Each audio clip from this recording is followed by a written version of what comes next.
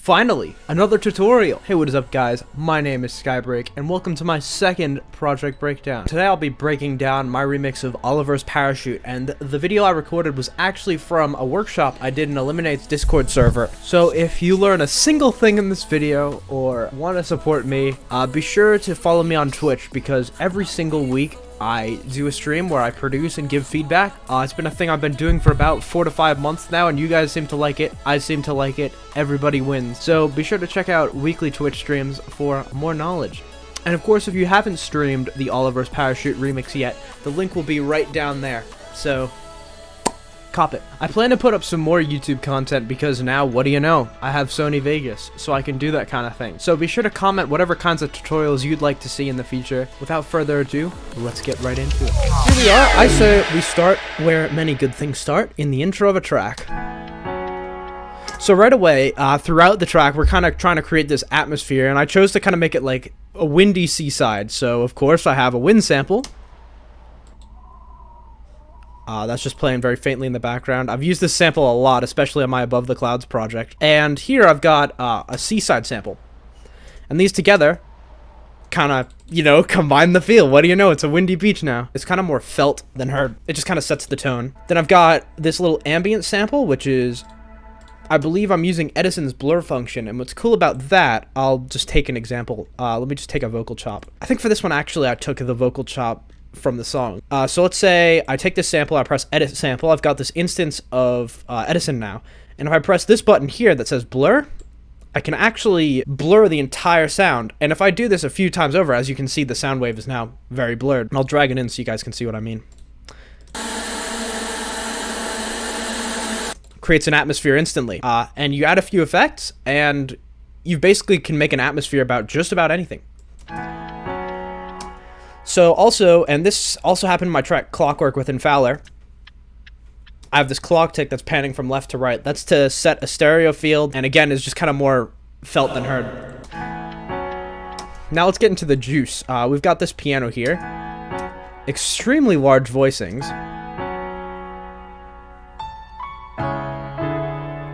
A lot of chromatic dissonance here. Something I've been using a lot when I'm writing chord progressions is I use two notes that are right next to each other but in the key of the track. Like for example, in this one, it's G sharp and A. If I were to just play these together, it sounds awful. But when you combine it with some other notes, you get this really emotional dissonance. And then here we've got two chromatic clashings. I'll just call them that. And it just creates this really emotional chord. Yeah, just makes it in their own key.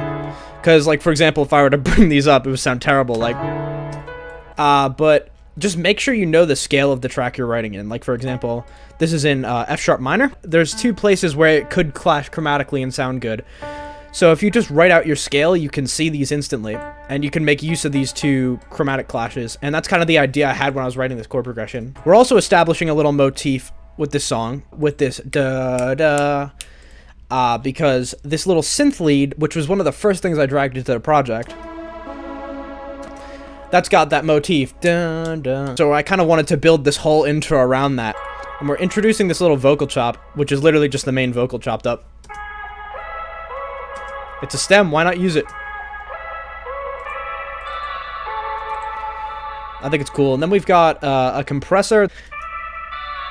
We've got this chorus about halfway for some stereo width, but it doesn't have that full blaring double effect. Got this little delay, and in FL Studio, if you use delay 3 and you bring the level all the way down, it'll just delay the vocal once. Some reverb. And what I'm actually using on this chop is I'm using this plugin called Endless Smile, which is a Buildup plugin, actually. We're actually using it as a reverb. The very first preset, if you bring it to 40 to 60%, it sounds really cool.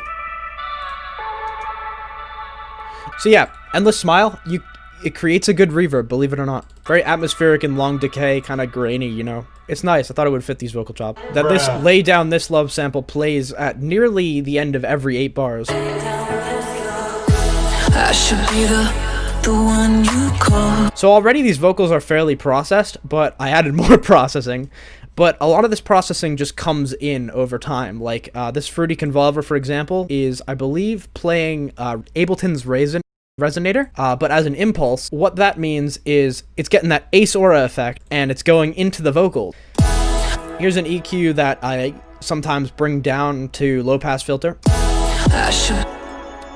using that same endless smile thing, but the intensity gets dragged up sometimes.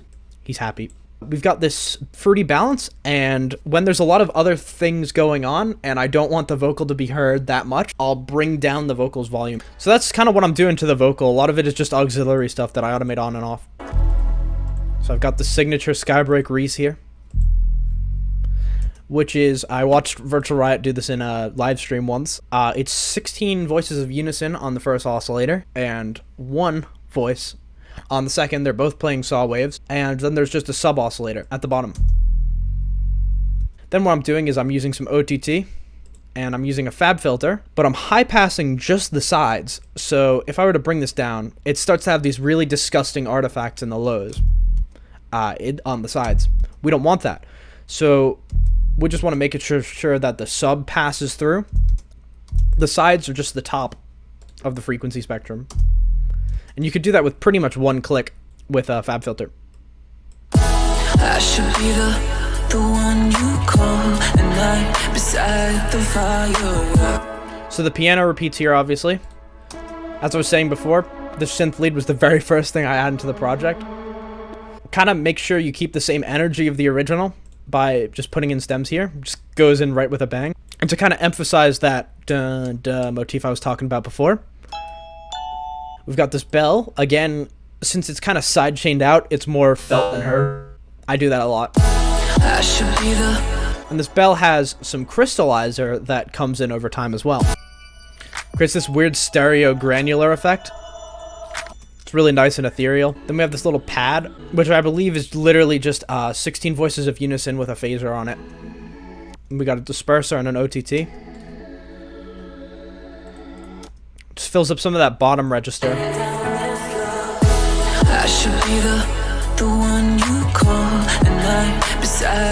For some progression, I eventually add some faster hats. This little shaker comes in too, and this little arp.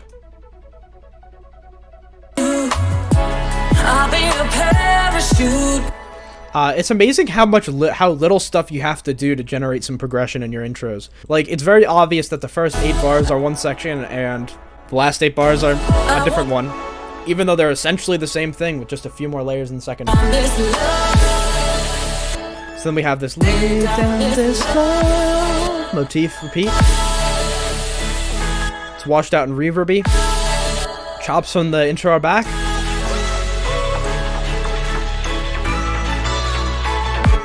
The chord progression has changed.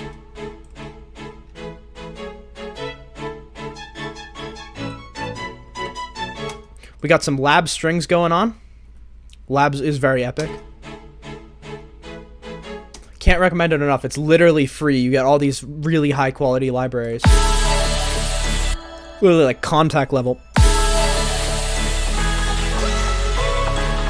And then this was crashing my project when I tried to live stream this a few days ago, so I decided to consolidate this. But this is a chord pluck in the same Reese from before.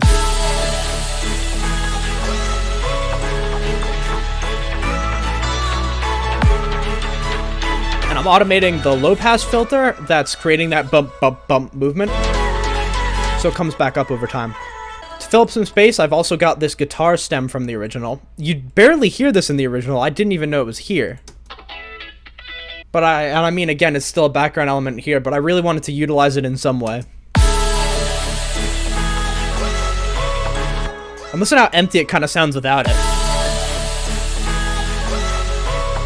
Again, felt not heard. That's that's my motto. And I've got this crowd clap going on to kind of show that it's about to go into a build.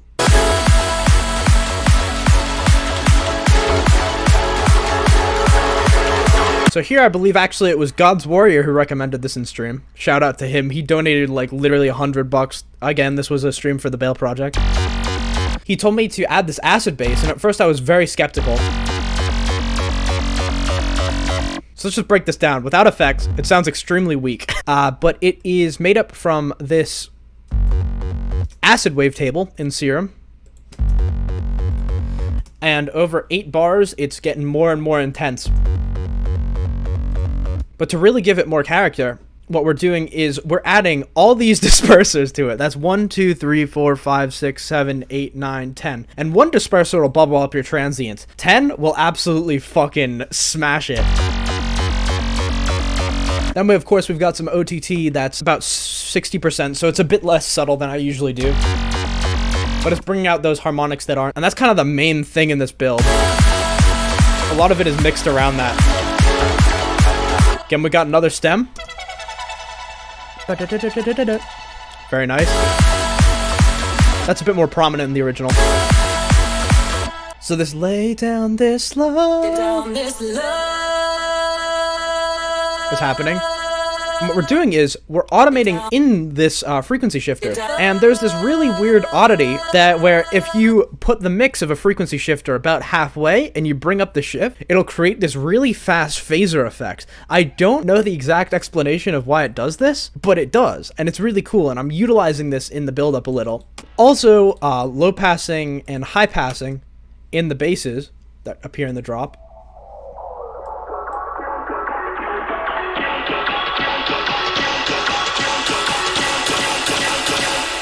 To kind of subconsciously prepare the listener for what's about to drop. And I've got more clap layers, like I had this before, but now I'm layering it with this clap, so it just sounds really big. And in my buildups, usually I use a different kick from my drop in my intro. Usually it's a bit of a trappier one, because I find the clicky transient and kind of lighter body still fills up space, but it's not as impactful as that initial drop kick. You still want to make that drop feel big. You don't want to overwhelm your drop with your build. So sometimes it's good to add weaker elements. Going off of this, I know a few people have said this, but here I'm automating the stereo separation on the master, so it gets progressively more mono in the last 3 bars, and then the stereo field just opens up when the drop hits, just to make it feel that much wider. It makes you do less work. It's tricking the audience into thinking your drop is bigger when actually you're making your build up tinier.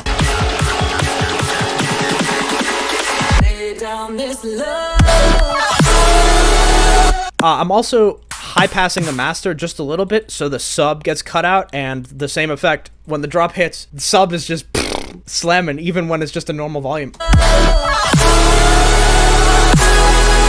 That's about it for the build.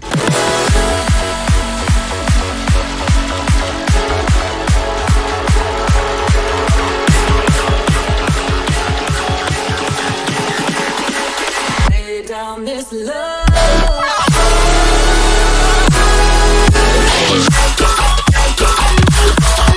Right, let's get into the drop. So of course, right off the bat, we have this little reverse kick. Can barely hear it, but it does make a difference. And this first bass, wow, we're actually taking a bass from the original. Wow, that's the very first bass of the original Oliverse parachute. And we're layering that with, you guys are gonna hate me for this.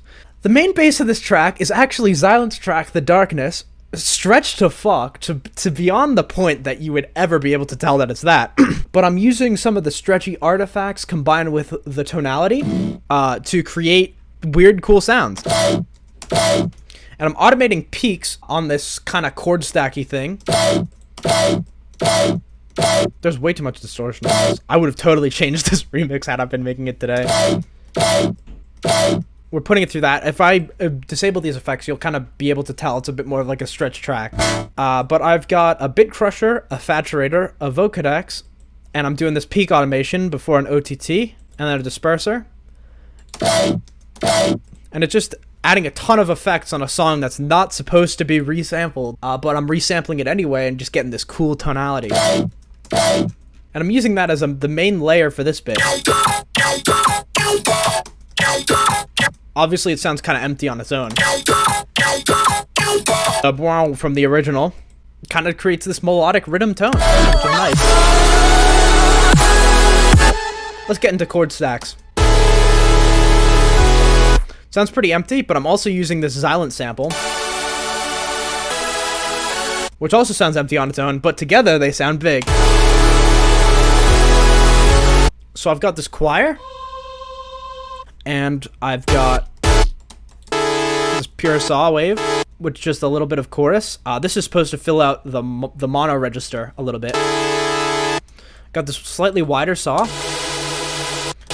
Extremely simple patch. Just 2 saw waves with 16 voices of unison. One's an octave up and is way more detuned than the other. I'm actually using the different kinds of modes you can do for unison, and I've had this one selected to inverted, so it kind of just sounds super detuned. A lot of these chord stack layers are actually low passed a little bit because I'm filling up the high register with this noise. Sounds awful on its own, but it's kind of good to process your highs very differently from the rest of your stack. I cannot stress enough the importance of adding mid basses to your chord stacks. Again, I'm doing the chorus trick. I like this trick a lot because it's hard to notice when everything's like together. Pretty sure this is literally just a saw wave with some noise, and I'm distorting it. And I've got this Razor mid bass,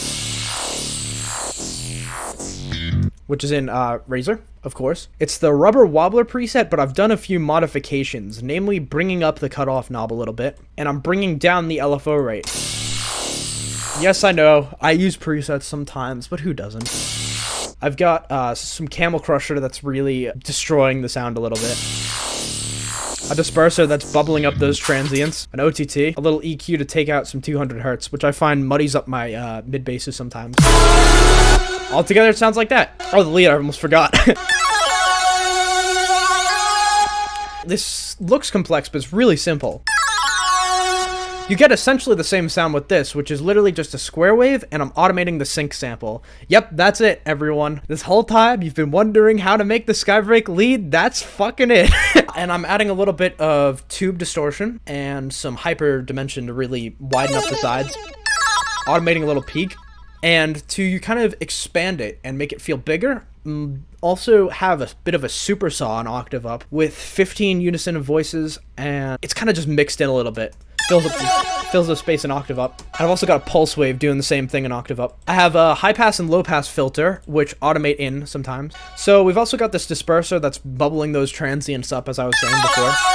Some OTT and some delay. Delay's a bit light. Ping pong delay is really fun. That's really about it. Oh, and then this EQ, but that's just taking, this looks complicated, but it's not really doing much. Just taking out some 2.4K that hurts, and some 374 hertz that kind of hurt as well. So as I was saying before, that main melodic layer is the darkness, but time stretched. And I'm automating a peak. Just giving it that wow, wow. Movement. But that on its own kind of just sounds a little weak, so I'm layering it with this disperser experiment I had in Phase Plant a few weeks ago. So together they just sound really gritty and cool. This little R is also from a random experiment I have. The way I work is I like to build up a sound design folder when I'm in the mood to sound design, so I don't have to break my workflow and design a synth. So I'm layering that da-da with the da-do. Which is a bass guitar from the original. So percussion-wise, we're actually iterating this flow with these minimal clicks, which are from Black Octopus's Leviathan pack. On their own, they sound disgusting. But I assure you, these, when mixed with the percussion, can really solidify that flow. Like, listen to how empty the high band sounds without them. But you add them in, just has so much more flow. That's pretty much the main sound design of the drop. There's just different iterations of that. Here's actually is a cool psychoacoustic weird experiment thing. This lead is going but I'm layering with this, which is an FM experiment reverse. So it sounds like the lead is getting sucked into this, and that is the power of layering. Everything that has to do with color bass, rhythm, dubstep, whatever, it's all about layering. If you can layer some gritty sounds with some less gritty sounds, it just sounds like one big and gritty sound. You know what I mean? So I'm using those same chord stacks and stuff, but here I'm doing this weird diminished chord.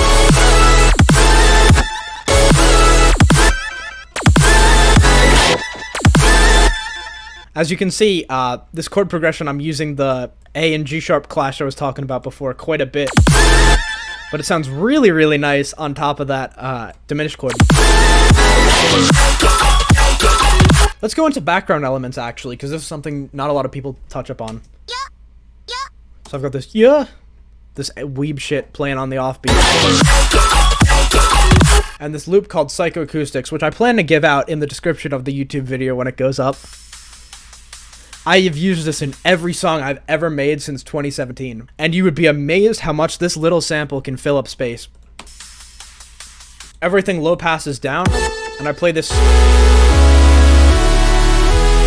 chord progression, which is obviously going to resolve on an F sharp.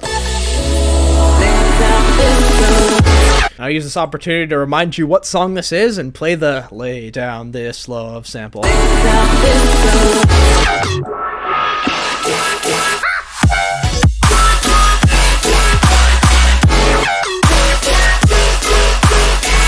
And here's where it gets a little bit more interesting. I'm using this same darkness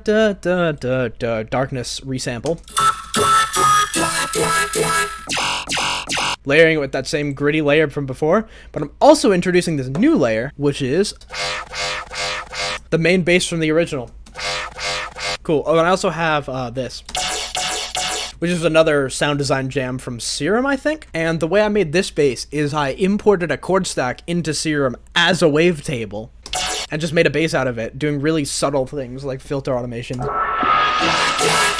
Altogether, these frequencies start to mask and create some really cool tones. And here, this ARP plays on top of it as well, which is just a square wave with some disperser, I believe. And of course, I play the lick here, which is an inside joke in most tracks. Some of these fills on the sides are resampled from the original basses as well. Usually, I'll be your parachute, no, I just can't hide. But instead, I'm actually using that as the closing to the phrase, which I actually did on accident, but I decided to make it really intentional and have the lead do it as well. And I'm using that same endless smile trick as before. So that lead is reverbing into the breakdown, I guess you could say. I have this sample in a lot of my tracks called the Yaba Crash. Just having some kind of transitional crash to come in and out of different sections is a really good idea just generally. It can soften a transition extremely subtly. So now we're in the breakdown. Same piano as before. But now we've got this new thing. She's repeating, "Lay down this love," but it's super reverb and delayed out. And it low passes in over time. Kind of allow the listener to take a breather and like take in what they just witnessed. But this new crystallized bell is in here. And it's called a Celeste, so how could I not use it? Just this bell alone sounds kind of weak. So I'm actually layering this with a harp, which is filling up the mid register as well. This. Really quiet, and they're both general MIDI, so you have access to it. So a very similar section here to the original beginning. But now I've got this little hat with some reverb that gives it some depth before, but now we've got this weird stylistic Foley, and you can never have enough Foley in tracks.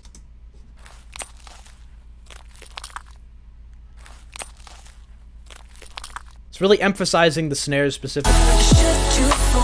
Just filling up high-end character you wouldn't normally notice. Oh yes, so here we've got a lead solo in traditional Skybreak fashion. So this is 2 layers. A traditional Celeste synth. So the main octave, I guess you could say, is this weird square, half saw wave shape. But an octave up, there's this really soft square wave as well.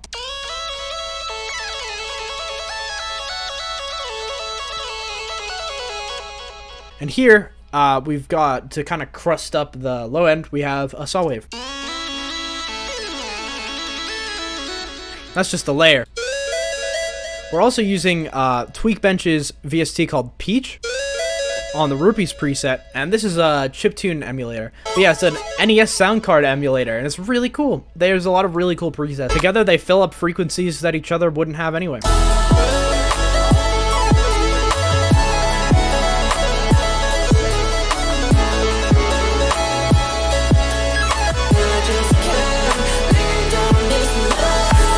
So the difference in this bit from the first one is now that same lead that's playing the solo is playing low pass, and it's kind of having this conversation with the piano.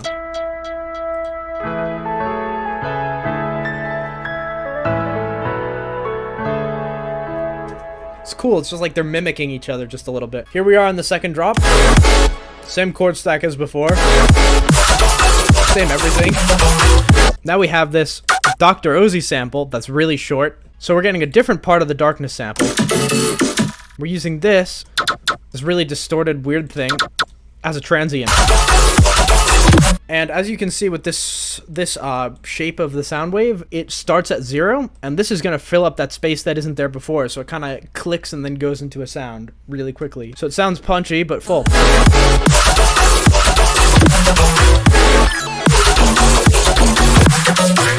And this was an accident as well. This bit of the darkness goes do-do-do-do. I know.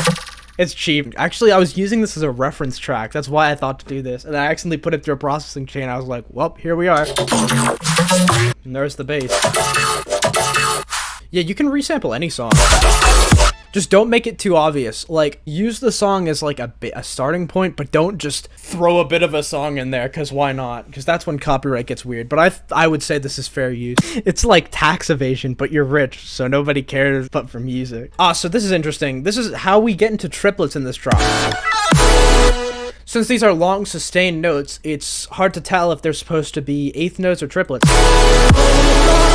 So we actually tricked the listener into thinking it's triplets now by making this lead into triplets.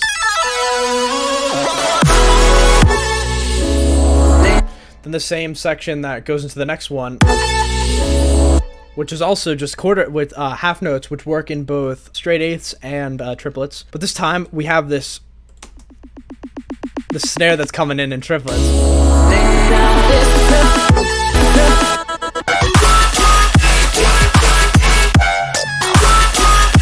So yeah, now it's in triplets, just the same basses as before, essentially. Got this little inside joke here. This is a sample that my friends from Infowler, they used this in a song from 2017 called Moment. So I used the chop because it was in key and it's funny. Piano from intro once again.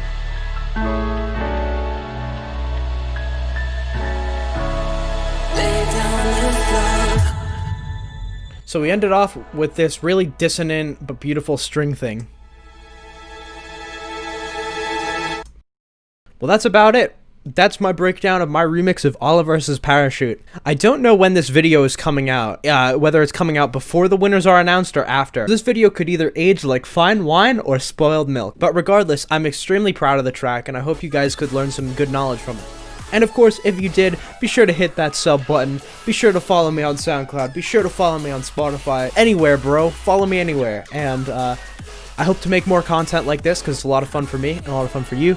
And again, I do weekly Twitch streams. So if you guys want more knowledge, want to have some fun with me, want to talk to me one-on-one, get some feedback, have a ball, you know where to go. Other than that, my name is Skybreak, and I'll see you guys in the next video.